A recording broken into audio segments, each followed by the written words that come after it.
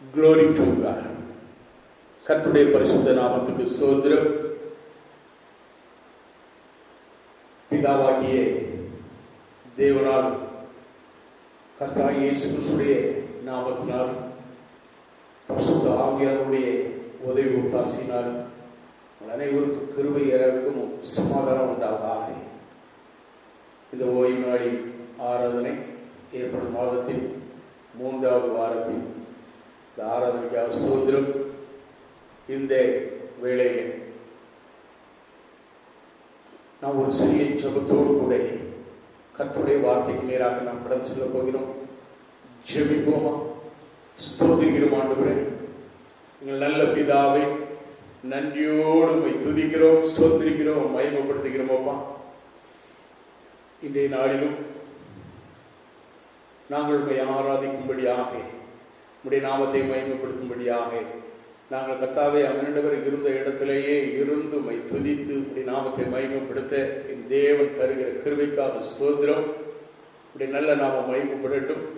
இப்பொழுதும் சத்தியத்தை கேட்கும்படியாக சத்திய தேவன் நீர் வெளிப்பட்டு ஒவ்வொருவரோடு கூட நீ பேசும்படியாக நாங்கள் செபிக்கிறோம். ஆண்டவர் பேசுகிறோம். அது அடியானை மறுத்து கர்த்தர் நீர் வெளிப்படுங்க, ஆசீர்வதி.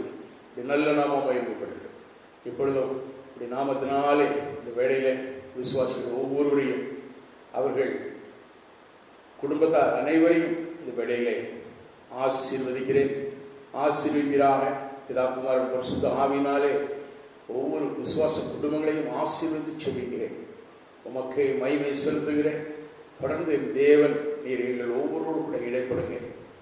வார்த்தையின் மூலமாக நீர் கொடுக்கும் மன்னாவின் மூலமாக எங்களை போஷிக்கிறார். உமக்கே மகிமை. இயேசுவின் நாமத்தில் பிதாவே, ஆமென், ஆமென். இந்த நாளிலும் நாம் சிந்திக்கும்படியாக தெரிந்து கொண்டதான வேத வசனம்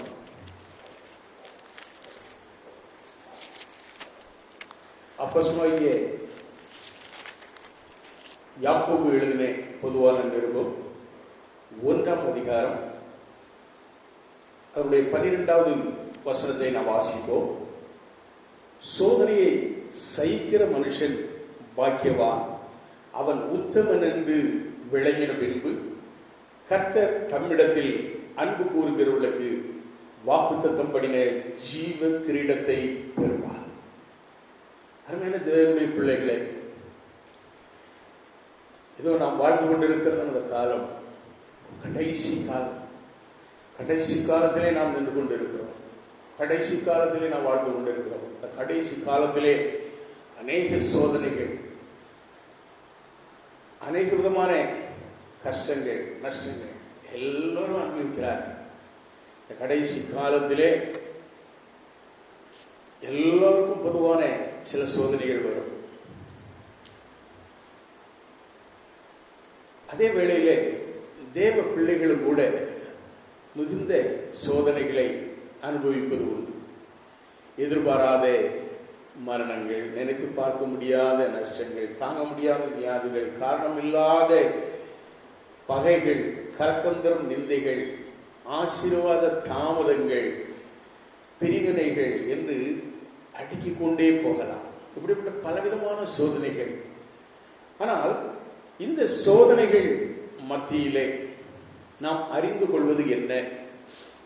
எந்தெந்த காரியங்களை நாம் அறிந்து கொள்கிறோம்? தேவன் சோதனைகளை தேவ பிள்ளைகளுக்கு அனுமதிக்கிறாரா என்று சொல்லி நாம் கேட்போம் என்றால் ஆம் என்று சொல்லலாம். ஆதியாகமம் 22:1 நாம் வாசிக்கும் பொழுது இப்படியாக அந்த வேத வசனம் சொல்லுகிறது, தேவன் ஆபிரகாமை சோதித்தார் என்று சொல்லி ஆதியாகமம் 22:1 நாம் பார்க்கிறோம். அப்படியே நம்முடைய ஆண்டவர் இஸ்ரவேல் ஜனங்களை வனாந்திர வழியாக வழிநடத்தின பொழுது உபாகமம் 8ஆம் அதிகாரம் 2வது வசனத்திலே 8ஆம் அதிகாரம் 2வது வசனத்திலே நாம் வாசிக்கும் பொழுது அங்கு நாம் இப்படியாக பார்க்கிறோம். உன் தேவனாகிய கர்த்தர் உன்னை சிறுமப்படுத்தும்படிக்கும் தம்முடைய கட்டளைகளை நீ கைக்கொள்வாயோ கைக்கொள்ள மாட்டாயோ என்று அவர் உன்னை சோதித்து உன் இருதயத்தில் உள்ளதை அறியும்படிக்கும் உன்னை இந்த 40 வருஷம் அளவும் வனாந்தரத்திலே நடத்தி வந்த எல்லா வழியையும் நினைப்பாயாக என்று சொல்லி அந்த வேதவசனம் சொல்லுகிறது. அதில் 15வது வசனமும் அப்படித்தான் சொல்லுகிறது. தேவன் உன்னை சோதித்து என்று சொல்லி சொல்லப்படுகிறது. அப்படியே யோபு பக்தன் சொல்லுகிறார் 23:10 அவர் என்னை சோதித்த பின்பு என்னை பொன்னாக விளங்கச் செய்வார் என்று சொல்கிறார். அவர் என்னை சோதித்த பின் நான் பொன்னாக விளங்குவேன் என்று அவர் சொல்லுகிறார். அப்படியே அப்போஸ்தலனாகிய பவுல் சொல்லும் பொழுது 1 கொரிந்தியர் 10:13 சொல்லுகிறார், மனிதனுடைய திராணிக்கு தக்கதாக தேவன் அவனை சோதிக்கிறார் என்று அந்த வசனத்திலே சொல்கிறார். திராணிக்கு மேலாக சோதிக்கிற தேவன் நம்முடைய தேவன் அல்ல என்பதை அந்த வசனத்தின் மூலமாக நமக்கு தெரியப்படுத்துகிறார். அருமையான தேவனுடைய பிள்ளைகளை, இப்படியாக சோதனைகள் தேவ பிள்ளைகளுக்கு வருவது உண்டு. ஆனால் இந்த சோதனையின் மூலமாக நாம் எதையெல்லாம் அறிந்து கொள்கிறோம்? ஒரு 5 காரியங்களை நாம் இந்த வேளையிலே நாம் தியானிக்க போகிறோம். 5 காரியங்களை நான் உங்கள் மத்தியிலே சொல்ல விரும்புகிறேன். 1, நம்மை நாம் அறியும்படிக்கு சோதனைகள் வருகிறது. நம்மை நாம் அறியும்படிக்கு பிரசங்கி சொல்லுகிறார். பிரசங்கி 3ஆம் அதிகாரம் அதனுடைய 18வது வசனத்திலே சொல்லும் பொழுது அந்த வேத வசனம் இப்படியாக சொல்லுகிறது, மனுபுத்திரர் தாங்கள் மிருகங்களைப் போல் இருக்கிறார்கள் என்பதை அவர்கள் காணும்படிக்கு தேவன் அவர்களை சோதிக்கிறார் என்று சொல்லப்படுகிறது. மனுபுத்திரர் மிருகங்களைப் போல் இருக்கிறார்கள் என்று இதனுடைய உண்மையான அர்த்தம், மனிதன் தன் அபாத்திரமான நிலைமையை உணரும்படி, தன்னுடைய பலவீனங்களை புரியும்படி தேவன் அவர்களை சோதிக்கிறார் என்பதுதான் அந்த வசனத்தினுடைய அர்த்தம். ஆனாலும் கூட சில வேளைகளிலே சில மனிதர்களை நான் பார்த்திருக்கிறேன். அவர்களுக்கு சோதனை வந்துவிட்டால் அந்த சோதனையை சந்திப்பது எப்படி என்று அவர்கள் சிந்திப்பதில்லை. என்ன செய்வார்கள்? காலை கொண்டு உதைப்பார்கள், இருக்கிற பொருட்களெல்லாம் தூக்கி போட்டு உடைப்பாங்க, என்னெல்லாமோ பண்ணுவாங்க. அவர்கள் தங்களை அப்படியாக என்ன செய்வார்கள்? அவர்கள் கோபத்தை வெளிப்படுத்துவார்கள். அந்த சோதனையை சந்திப்பதற்கு அவர்கள் என்ன செய்வதில்லை, ஆயத்தப்படுவதில்லை. ஆனால் இந்த வசனம் சொல்கிறது, மனிதன் தன் அபாத்திர நிலைமையை உணரும்படியாக தேவன் அவர்களை சோதிக்கிறார். அவர்கள் மிருகங்களைப் போல இருக்கிறார்கள் என்று பிரசங்கி சொல்கிறார், சாலமோன் கூறுகிறார். அருமையான தேவனுடைய பிள்ளைகளை, இந்த சோதனைகள் நம்மை நாம் அறியும்படிக்கு இந்த சோதனைகள் வருகிறது. ஒரு சோதனை ஒரு மனிதனுக்கு வருகிறது என்றால் நம்மை நாம் அறிந்து கொள்கிறோம். நாம் எப்படிப்பட்டவர்களாய் இருக்கிறோம், நம்முடைய செயல்கள் எப்படிப்பட்டதாய் காணப்படுகிறது, நம்முடைய விசுவாசம் எப்படிப்பட்டதாய் காணப்படுகிறது. சங்கீதக்காரன் சொல்லுகிறார், சங்கீதம் 119:67 நாம் பார்க்கும் பொழுது சங்கீதக்காரன் அங்கு சொல்லுகிறார், நான் உபத்திரவப்படுவதற்கு முன் வழி தப்பி நடந்தேன், இப்பொழுதோ உடைய வார்த்தையை காத்து நடக்கிறேன் என்று சொல்கிறார். அதே தாவீது 119:71 வசனத்திலே இப்படியாக சொல்லுகிறார், நான் உபத்திரவப்பட்டது எனக்கு நல்லது, அதனால் உமது பிரமாணங்களை கற்றுக்கொள்ளுகிறேன் என்று சொல்கிறார். அப்போ உபத்திரவம் நமக்கு சில பாதைகளை ஏற்படுத்தி கொடுக்கிறது, வழி தப்பி நடக்கிற நமக்கு பிரமாணங்களை கற்றுக் கொடுக்கிறது, நல்ல நல்ல அறிவுரைகளை கற்றுக் கொடுக்கிறது, நல்ல அனுபவத்தை நமக்கு கொடுக்கிறது. நல்ல ஒரு அனுபவத்தோடு கூட நம்முடைய வாழ்க்கையை அமைத்து கொடுக்கிறது. அதைத்தான் சங்கீதம் 119:71 சொல்லும் பொழுது, நான் உபத்திரவப்பட்டது எனக்கு நல்லது என்று சொல்கிறார், அதனால் உமது பிரமாணங்களை கற்றுக்கொள்ளுகிறேன் என்று சொல்கிறார். நம்மை சோதனைகள் நமக்கு வரும் பொழுது, நமக்கு பிரச்சனைகள் போராட்டங்கள் வரும் பொழுது நம்மை நாம் அறிந்து கொள்ள நம்முடைய விசுவாச வாழ்க்கை எப்படி இருக்கிறது என்பதை அறிந்து கொள்ள தேவன் நமக்கு உதவி செய்கிறார். இரண்டாவதான காரியம், தேவனை நாம் அறியும்படிக்கு தேவன் அனுமதிக்கும் சோதனையில் இந்த இரண்டாவது மேலான நோக்கம், தேவனை நாம் அதிகமாக அனுபவபூர்வமாக அறிந்து கொள்ளும்படியாக தேவ பிள்ளைகளின் வாழ்க்கையிலே இந்த சோதனை நேரத்தில் தேவன் தன் வல்லமையும் மகத்துவத்தையும் எப்படி வெளிப்படுத்துகிறார் என்பதை நாம் அறியும்படிக்காக, தேவனை நாம் நன்றாக அறிந்து கொள்ளும்படியாக, அவருடைய வல்லமையை, அவருடைய கிருபையை, அவருடைய இரக்கத்தை, அவருடைய நடத்துதலை நாம் அறிந்து கொள்ளும்படியாக தேவன் நமக்கு உதவி செய்கிறார். சோதனை காலங்களில் தான் கர்த்தர் நல்லவர் என்பதை ருசித்து பார்க்கிறதான வேலை. அப்படிப்பட்ட ஒரு தருணம், இந்த சோதனை வேளையில் தான் நம் தேவன் எப்படி வல்லவர், அவர் எப்படி நம்மை பாதுகாக்கிறார், எப்படி நம்மை வழிநடத்துகிறார், எப்படியாக அவருடைய கிருபை நம்மை தாங்குகிறது என்பதை நாம் உணர்ந்து கொள்கிறோம், நாம் அறிந்து கொள்கிறோம். நாம் பார்க்கும் பொழுது இஸ்ரவேல் ஜனங்கள் எகிப்திலிருந்து விடுவிக்கப்பட்டு மோசே தலைமையிலே அப்படியாக வழிநடத்தி வரும் பொழுது அவர்களுக்கு ஒரு தடை, அது செங்கடலாகிய ஒரு தடை காணப்படுகிறது. முன்பக்கத்திலே செங்கடல், அவர்கள் செல்ல வேண்டிய வழியிலே செங்கடல் குறுக்கிட்டு நிற்கிறது. இன்னொரு காரியம் என்னவென்றால், பின்புறத்திலே பார்வோன் தன் சேனைகளோடு இஸ்ரவேல் ஜனங்களை அழிக்கும்படியாக உக்கிரத்தோடு வக்கரத்தோடு கடந்து வருகிறார். அருமையான தேவனுடைய பிள்ளைகளை, ரெண்டு பக்கமும் இப்பொழுது அவர்கள் நெருக்கப்படுகிறார்கள். முன்போ செங்கடல் இருக்கிறது, பின்புறமோ பார்வோன் சேனைகளோடு அவர்களை கொல்லும்படியாக வருகிறார். ஆனால் நடந்தது என்ன? யாத்ராவும் 14 16 வரை நீங்கள் வாசி பார்த்தீர்கள் என்றால் அங்கு நாம் பார்க்கிறோம், ஆண்டவர் சொல்லுகிறார், யுத்தம் கர்த்தருடையது, யுத்தம் கர்த்தருடையது என்று சொல்லுகிறார். சொல்லிவிட்டு அவர் சொல்லுகிறார், மோசேயை பார்த்து சொல்லுகிறார், நீ உன் கோலை, நீ ஜனங்களை முன்னேறி செல்ல சொல், நீ உன் கோலை என்ன செய், சமுத்திரத்திலே நீட்டு என்று சொல்லுகிறார். அருமையான தேவனுடைய பிள்ளைகளே, இப்பொழுதுதான் ஜனங்கள் அறிந்து கொள்கிறார்கள். 21வது வசனத்திலே வாசிக்கும் பொழுது அங்கு அந்த சிவந்த சமுத்திரம் இரண்டாக பிளக்கப்படுகிறது. இந்த சோதனை வேளையில் தான் சமுத்திரம் இஸ்ரவேல் ஜனங்கள் அறிந்து கொள்கிறார்கள், தேவனால் சமுத்திரத்தையும் இரண்டாக பிளக்க முடியும் என்பதை அறிந்து கொள்கிறார்கள். அப்படிப்பட்ட ஒரு ஆசீர்வாதம், அப்படிப்பட்ட வல்லமை தேவன் நம்மோடு கூட இருக்கிறார். அதே வேளையிலே அவர்கள் அங்கிருந்து கடந்து வனாந்திரத்திலே பிரவேசிக்கிறார்கள். வனாந்திர வாழ்க்கையிலே அங்கு அவர்களுக்கு உணவின்றி அவர்கள் முறையிடும் பொழுது ஆண்டவர் யாத்ராகமம் 16, 13, 14 வசனங்களில் நான் வாசிக்கும் பொழுது அங்கு சாயங்காலத்திலே காடைகள் வந்து குவிக்கப்படுகிறது.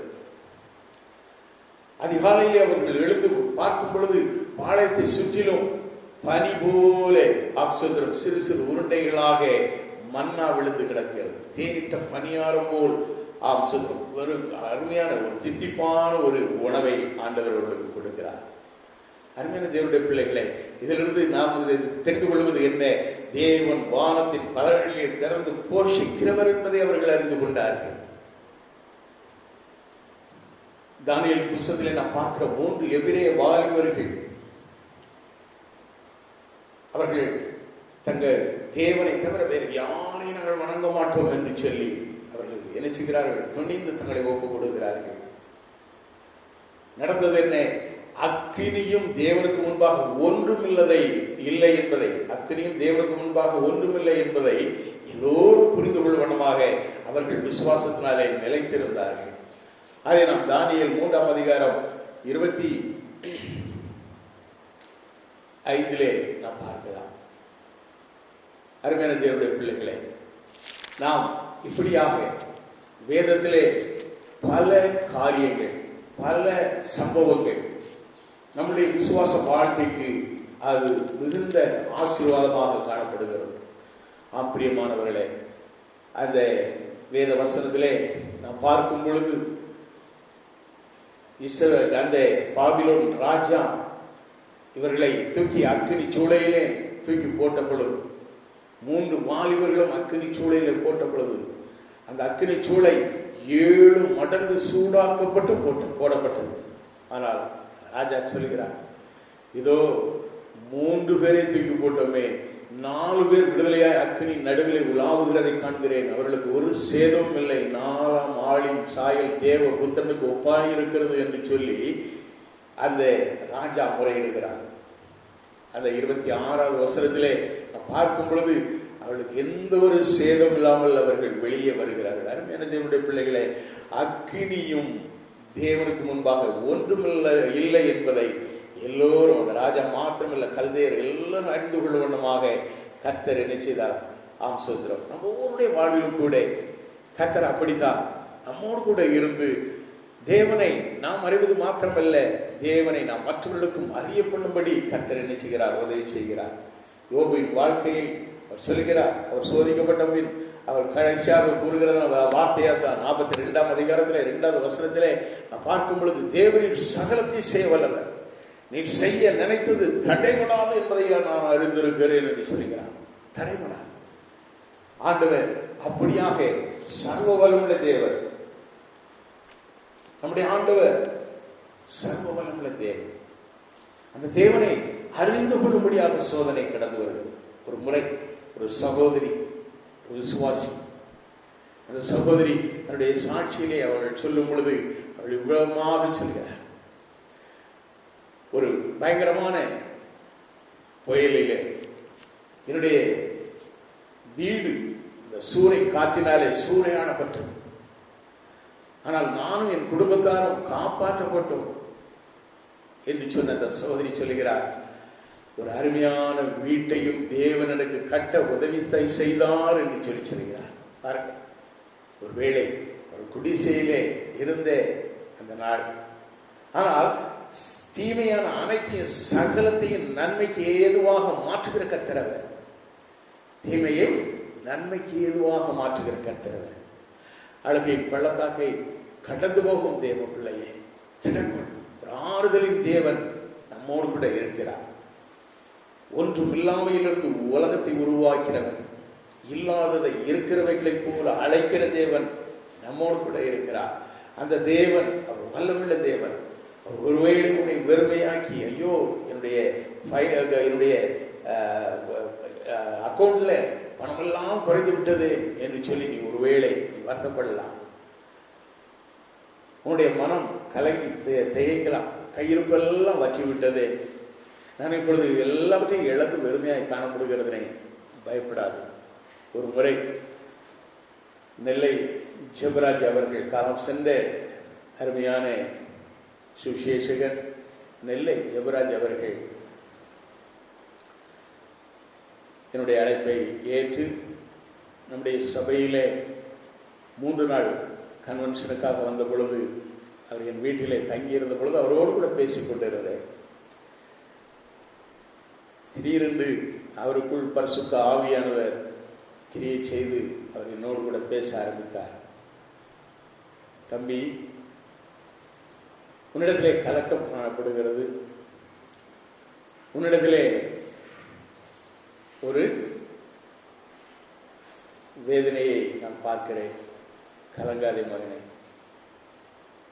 கலக்கம் எப்பொழுது வருகிறதோ கர்த்தர் அற்புதம் செய்ய போகிறார் என்பதை நீ நினைத்துக்கொள். உன்னுடைய பேங்க் பேலன்ஸ் குறைந்து விட்டதே என்று சொல்லி நீ நினைத்து கலங்குகிறாய். நீ வேலையை விட்டு முழு நேர வேலைக்கு நீ வந்தவன் என்பதை நீ சொல்ல கேட்டேன். இப்பொழுது உன்னுடைய கலக்கத்தையும் கர்த்தர் எனக்கு அறிவுறுத்துகிறார். பெதஸ்தா குளம் கலங்கிய பொழுது அற்புதம் நடந்தது. பானையிலே எண்ணெயும் மாவும் குறைந்த பொழுது ஆண்டவர் அற்புதம் செய்தார். அதே போல உன்னுடைய பேங்க் பேலன்ஸ் வற்றும் பொழுது கர்த்தர் அற்புதம் செய்ய போகிறார். நிச்சயமாக நீ அந்த அற்புதத்தை உன்னுடைய வாழ்க்கையில நீ கண்டுகொண்டே இருப்பாய். நம்முடைய தேவன் அப்படிப்பட்ட தேவன் என்று சொல்லி அன்றைய நாளிலே அருமையான நெல்லை ஜெபராஜ் ஐயா அவர்கள் என்னோடு கூட பேசினார்கள். நான் அந்த விசுவாசித்தேன். எப்பொழுதெல்லாம் என்னுடைய பர்ஸ் மணி குறைகிறதோ, அது ஐயோ வற்றிவிட்டதே என்று சொல்லி நாம் நினைத்தால் அடுத்த நிமிடம் கர்த்தர் ஆப்சுதர வானத்தின் பலர்களை திறந்து இடமில்லாமல் போகும் மட்டும் நிரப்புகிற கர்த்தரை நிரப்பிக் கொண்டிருக்கிறார். அல்லேலூயா சொல்லுமா? அல்லேலூயா. ஆம் பிரியமானவர்களே, நாம் ஆப்சுதரம் தேவனை அறியும்படிக்கு சோதனை வருகிறது. மூன்றாவதாக தேவன் நம்மை அறியும்படிக்கும். தேவன் நம்மை அறியும்படிக்கும். சங்கீதம் 11:5 சொல்லுகிறது, கர்த்தர் நீதிமானை சோதிக்கிறார் என்று சங்கீதக்காரன் சொல்கிறார். யாத்ராகமம் 16:4 நாம் வாசிக்கும் பொழுது, யாத்ராகமம் 16ஆம் அதிகாரம் 4வது வசனத்திலே நாம் வாசிக்கும் பொழுது, அப்பொழுது கர்த்தர் மோசேயை நோக்கி, உங்களுக்கு நான் வானத்திலிருந்து அப்பம் வர்ஷிக்க பண்ணுவேன்,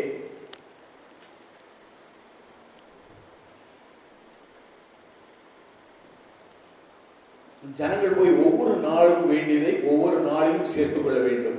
அதனால் அவர்கள் என் நியாய பிரமாணத்தின்படி நடப்பார்களோ நடக்க மாட்டார்களோ என்று அவர்களை சோதிப்பேன் என்று சொல்கிறார்.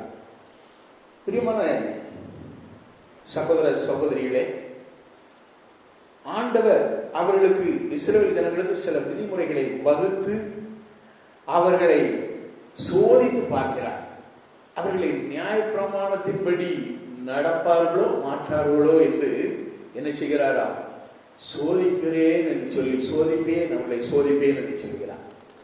தேவன் நம்மை அறியும்படிக்கு இந்த சோதனை. இன்னும் நாம் பார்ப்போம் என்று சொன்னால், உபாகம புஸ்தகத்திலே நாம் வாசிக்கும் பொழுது 13:3 உபாகமம் 13ஆம் அதிகாரம் அதனுடைய 3வது வசனத்திலே நாம் வாசிக்கும் பொழுது, அங்கு ஆண்டவர் சொல்கிறார், உங்கள் தேவனாகிய கர்த்தரிடத்தில் நீங்கள் முழு இருதயத்தோடும் உங்கள் முழு ஆத்மாவோடும் அன்பு கூறுகிறீர்களோ இல்லையோ என்று அறியும்படிக்கு உங்கள் தேவனாகிய கர்த்தர் உங்களை சோதிக்கிறார் என்று அதிலே நாம் பார்க்கிறோம். நாம் ஆண்டவர் நம்மை அறியும்படிக்கு சில சோதனைகள் வருகிறது.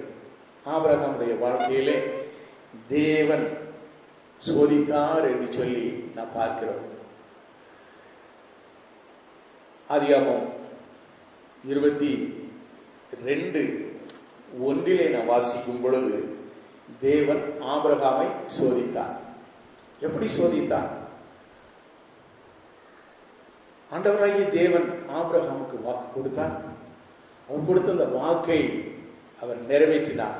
வாக்கு கொடுத்த பொழுது ஆபிரகாமுக்கு வயது 75 வயது. 25 வருடங்கள் கழித்து அவனுடைய 100வது வயதிலே அவனுக்கு ஒரு பிள்ளையை கொடுக்கிறார். அந்த பிள்ளையின் பெயர் ஈசாக்.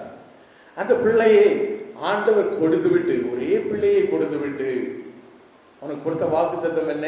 உன்னை நான் வானத்து நட்சத்திரங்களை போலவும் கடற்கிற மணலத்தனை போலவும் பெருக பண்ணுவேன் என்று சொல்லி வாக்கு கொடுத்துவ ஒரே ஒரு பிள்ளையை கொடுத்தார். அந்த ஒரு பிள்ளையையும் ஆண்டவர் சொன்னார், நீ எனக்கென்று பலியிடு என்று சொன்னார். அருமையான தேவனுடைய பிள்ளைகளை, ஆதியாகமம் 22:12 நாம் வாசிக்கும் பொழுது அங்கு நாம் இப்படியாக பார்க்கிறோம். ஆபிரகாம் என்ன செய்கிறார்? தன்னுடைய கையை நீட்டி, 10வது வசனத்திலே வாசிக்கும் பொழுது, ஆபிரகாம் தன் குமாரனை வெட்டும்படிக்கு தன் கையை நீட்டி கத்தியை எடுத்தான் என்று சொல்லி சொல்லப்படுகிறது. ஆபிரகாம் அவனுடைய பிள்ளையை பலியிட அவன் புறப்படும் பொழுது யாரிடத்திலும் எதற்காக செல்லுகிறேன் என்று சொல்லவே இல்லை. தன்னுடைய மனைவியிடத்திலோ மற்றும் உள்ள யாரிடத்திலும் அவன் ஒரு வார்த்தை கூட சொல்லவில்லை. கர்த்தர் சொன்னார். எப்பொழுது 12ஆம் அதிகாரத்தில் 1வது வசனத்திலே வாசிக்கும் பொழுது நாம் ஆபிரகாமை குறித்து பார்க்கிறோம். ஆபிரகாமுடைய விசுவாசத்தை குறித்து பார்க்கிறோம். ஆண்டவர் சொன்னார், நீ உன் இனஜர பக்தர்கள் எல்லாரையும் விட்டு நான் சொல்லுகிற ஊரின் இந்த பட்டணத்தை விட்டு நான் சொல்லுகிற தேசத்துக்கு போ என்று சொல்லும் பொழுது அவன் எங்க போறேன், எங்க போகணும், ஏதுக்கு போகணும், எந்த பக்கம் போகணும் எதுவுமே கேட்கல. அவன் எல்லாத்தையும் பேக் பண்ணிட்டு அம்பாட்டில் கிளம்பிட்டான். நான் என்ன செய்றேன்? ஆண்டவர் சொன்னார், கர்த்தர் சொன்னார். கர்த்தருடைய வார்த்தைக்கு கீழ்ப்படிந்தான், விசுவாசித்தான். கர்த்தர் எப்பொழுதும் நம்மை காக்கிறவர் என்பதை அவன் விசுவாசித்தார். அப்படியே தன்னுடைய பிள்ளையை பலியிடும்படி அவர் சொன்ன பொழுது நினைச்சுக்கிறான். தன்னுடைய கத்தி எடுத்த பொழுது ஆண்டவர் சொல்கிறார், ஆம் சோதரம், பிள்ளையாண்டன் மேல் உன் கையை போடாதே. 12வது வசனம் சொல்லுகிறது, பிள்ளையாண்டன் மேல் உன் கையை போடாதே, அவனுக்கு ஒன்றும் செய்யாதே. நீ அவனை உன் புத்திரன் என்று உன் ஏக சுதன் என்று பாராமல் எனக்காக ஒப்பு கொடுத்தபடினால் நீ தேவனுக்கு பயப்படுகிறவன் என்று இப்பொழுது அறிந்திருக்கிறேன் என்று சொல்கிறார். நீ தேவனுக்கு பயந்தவன். நம்மை பார்த்து ஆண்டவர் இப்படிப்பட்ட சர்டிபிகேட் கொடுக்கிறாரா? சோதனை வேளையிலே நமக்கு ஒரு சோதனை வரும் பொழுது நாம் அந்த சோதனையை நாம் தாங்கிக் கொள்கிறோமா? அந்த சோதனையிலே நாம் ஜெயத்தை பெறுவதற்கு நாம் விசுவாசத்தோடு நாம் காணப்படுகிறோமா? தேவன் நம்மை அறியும்படிக்கு நாம் விசுவாசத்தோடு வாழுகிறோமா? நாம் ஒரு விஷயம் நாம் சிந்திக்க வேண்டும்.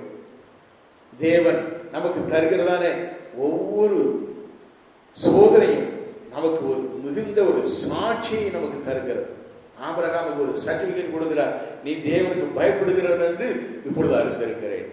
அருமையான தேவனுடைய பிள்ளைகளை, இப்படிப்பட்ட ஒரு என்னது வேண்டும்? ஆண்டவர் நமக்கு சர்டிபிகேட் கொடுக்க வேண்டும்.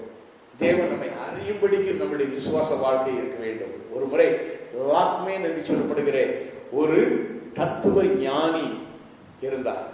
ஒரு காலத்திலே, அவர் வாழ்ந்த காலத்திலே அவர் ஒரு மனிதனுக்கு அடிமையாக இருந்தார். அவனுடைய எஜமான் ஒரு முறை இந்த லாக்மேன் இடத்திலே ஒரு பழத்தை கொடுத்தார்.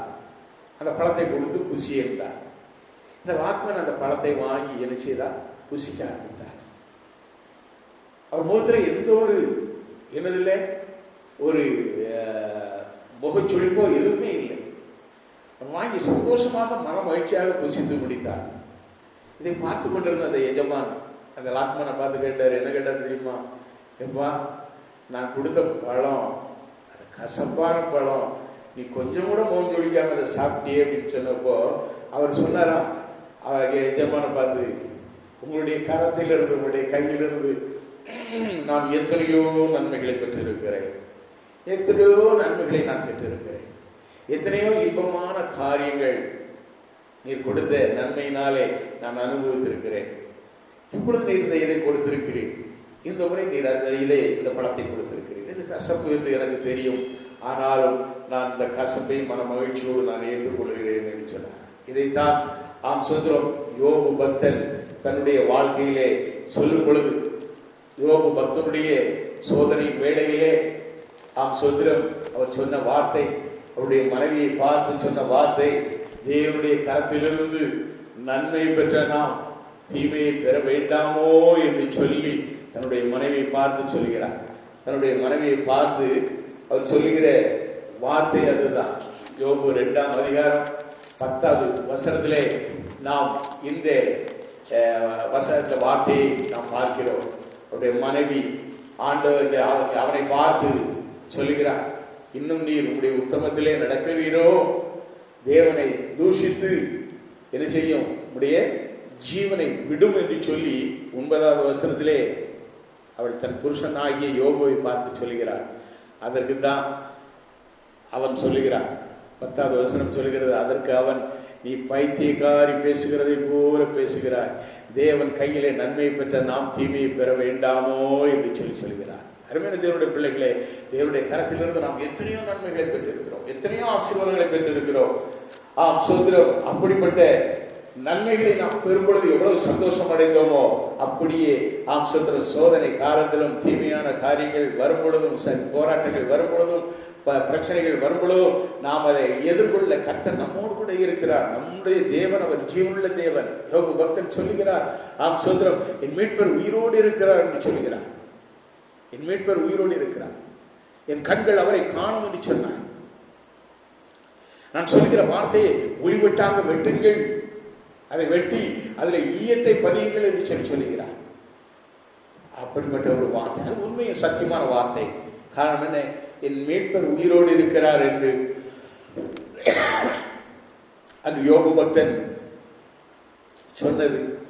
ஆண்டவராய் இயேசு கிறிஸ்து மரித்து உயிர்த்தெழுந்த தேவனாய் என்றென்றும் உயிரோடு இருக்கிறவராய் இருக்கிறார். மரித்தேன் ஆனாலும் இதோ சதா காலங்களிலும் உயிரோடு இருக்கிறேன் என்று சொல்கிறார். அருமையான தேவனுடைய பிள்ளைகளை, சோதனை நேரங்களில் தேவன் மீது இருக்கும் நமது அன்பையும் யோபுவை போல ஒரு உறுதியை நாம் பார்க்க வேண்டும்.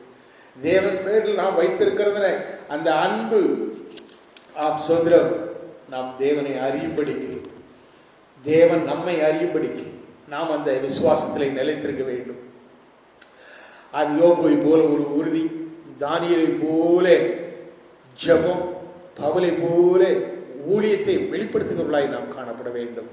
அப்படிப்பட்ட வாழ்வு நமக்கு வேண்டும். சோதனையின் வேளையிலே நாம் எல்லாவற்றையும் போட்டுவிட்டு சுதந்திரம் நாம் பயந்து ஓடிவிடக்கூடாது. கர்த்தர் நம்மோடு இருக்கிறார், நம்மோடு கூட இருக்கிற தேவன், சேனைகளின் கர்த்தர் நம்மோடு இருக்கிறார் என்று சொல்லி சங்கீதக்காரன் சொல்வதை போல சுதந்திரம் அவர் நமக்கு உயர்ந்த அடைக்கலமானவர், நிச்சயமாக நம்மை பாதுகாப்பார். நான்காவதாக நாம் மற்றவர்களை அறியும்படிக்கும்,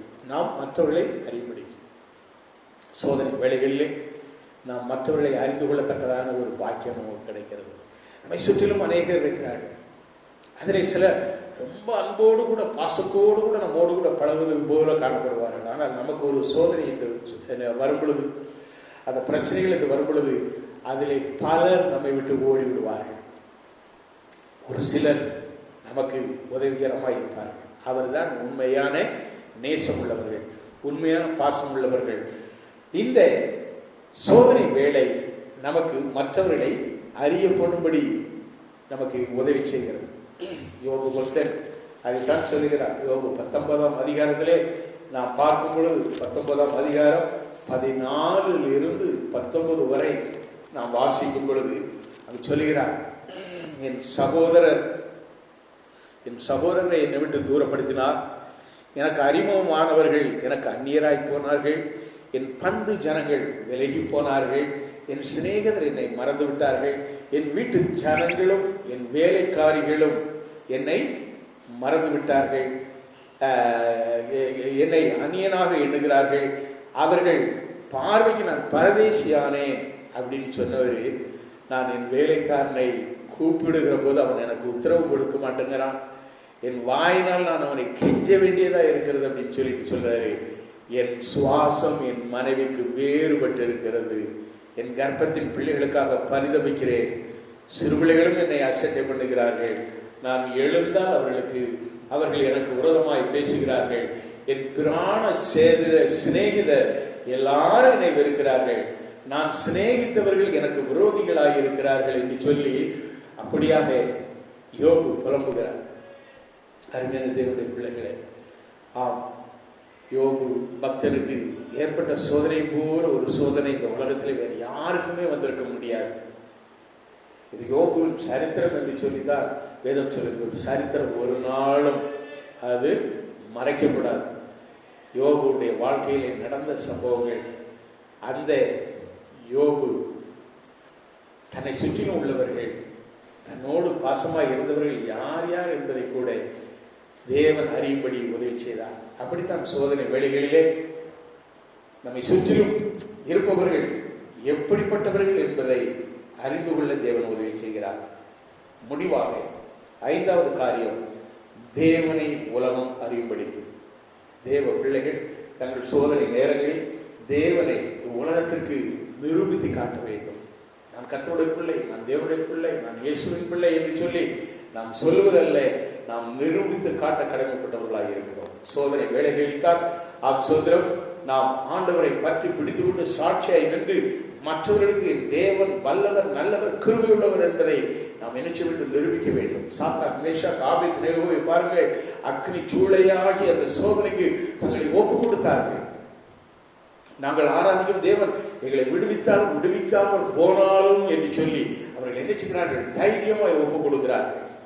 அதனால்தான் அக்கினியும் அவர்களுக்கு முன்பாக ஒன்றுமில்லை என்பதை தேவன் விளங்க பண்ணுகிறார். அருமையான தேவனுடைய பிள்ளைகளே, சோதரம் எலியா தீர்க்கதரிசியுடைய நாளிலே நாம் பார்க்கும் பொழுது அக்கினியினால் பதிலளிக்கிற தேவன் என்று நிரூபித்து காட்டினார்.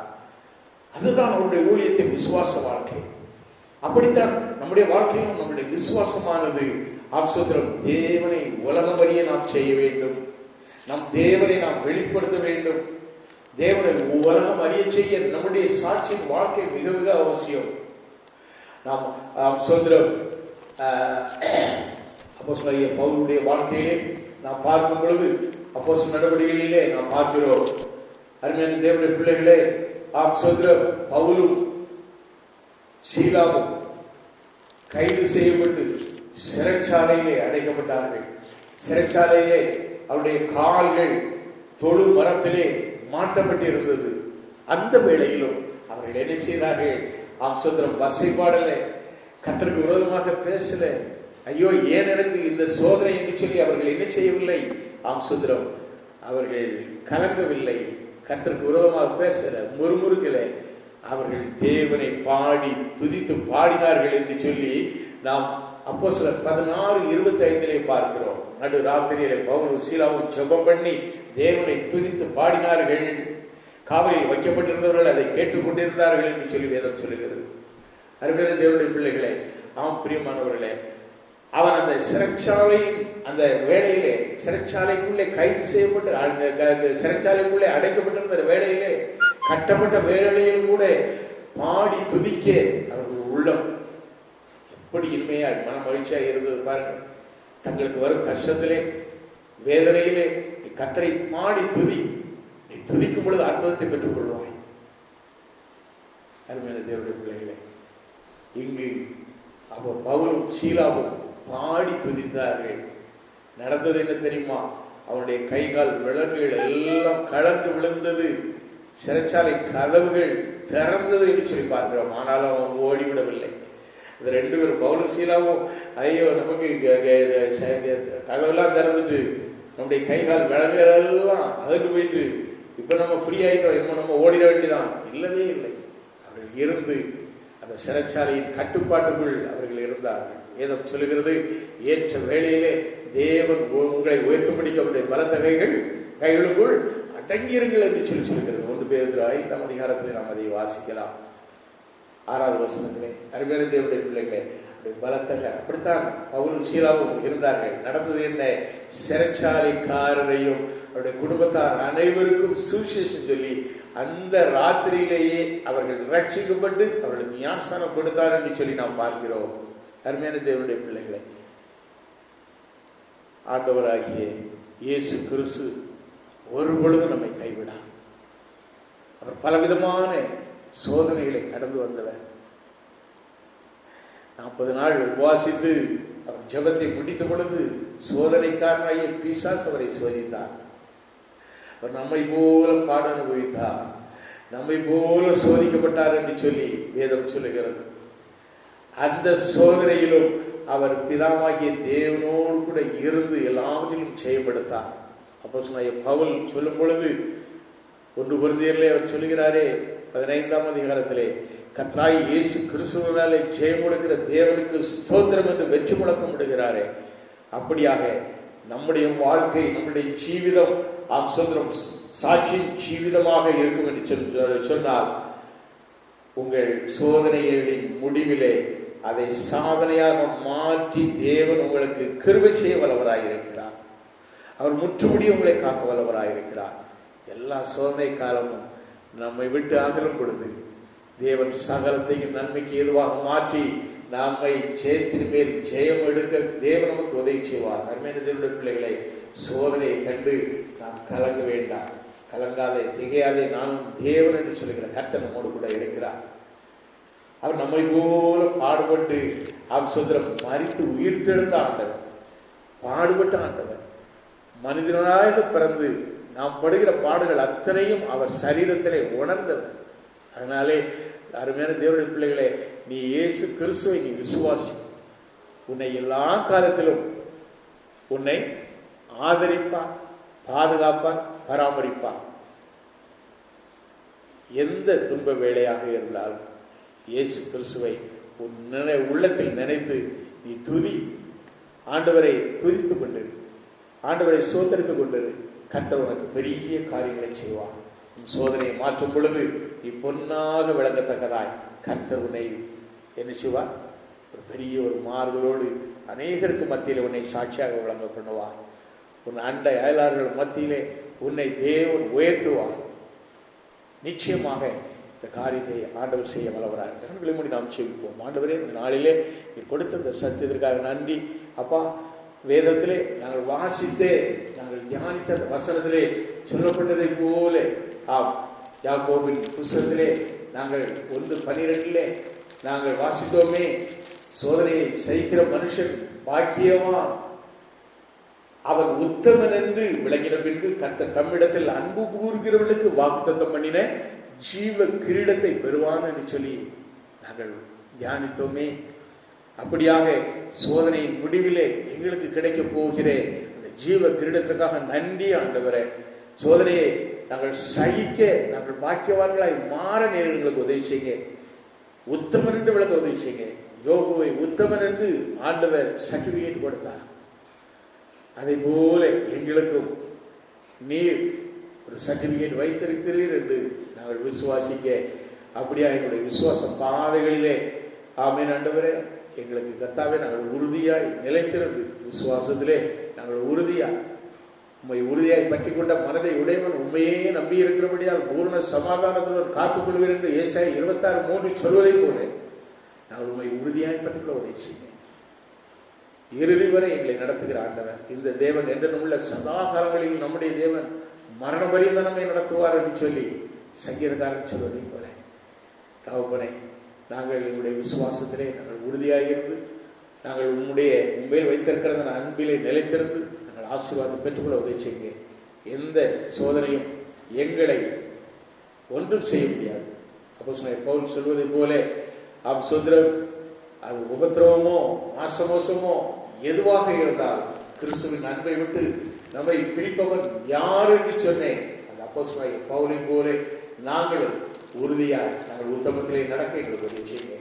நல்ல நாமத்திற்கு மகிமை உண்டாகும். உமக்கே நாங்கள் துதிக்கிற மகிமை செலுத்துகிறோம். இயேசுவின் நாமத்தில் ஜெபிக்கிறோம். ஜெபம் கேளுங்க நல்ல பிதாவே, ஆமென். ஹல்லேலூயா, ஹல்லேலூயா, ஹல்லேலூயா. கர்த்தர் தாமே உங்களை ஆசீர்வதிப்பாராக. ஆமென்.